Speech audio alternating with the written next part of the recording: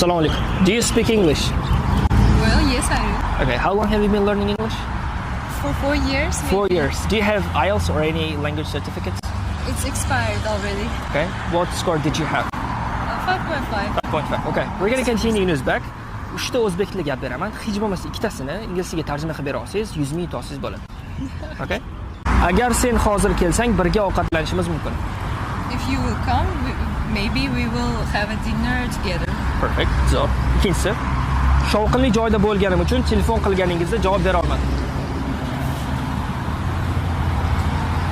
Qaytar olasiz? Shovqinli joyda bo'lganim uchun telefon qilganingizda javob bera olmadim. I couldn't answer your call because I was in a loud place. Okay, perfect. Zo'r. O'sha darajangiz ancha oshibdi.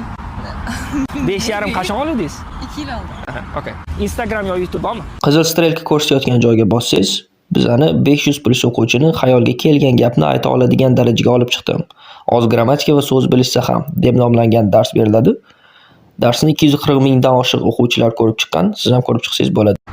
Tabriklayman, o'sha yutib oldingiz. 3-chisini berib ko'raman. Bu men ilgari yashagan mahalla, lekin hozir butunlay o'zgargan. This is the place I used to live, but now it's completely different.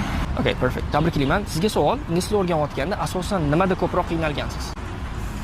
Readingda bo'lsa kerak. Reading masalan nimasida? Readingda o'zi. O'qisangiz tushunmasmidingiz? Da. Okay, yechim nima qildingiz o'shani oshirish uchun?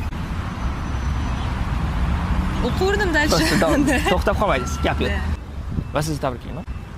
Zo'r. Tabriklayman. Rahmat. Sog' bo'ling.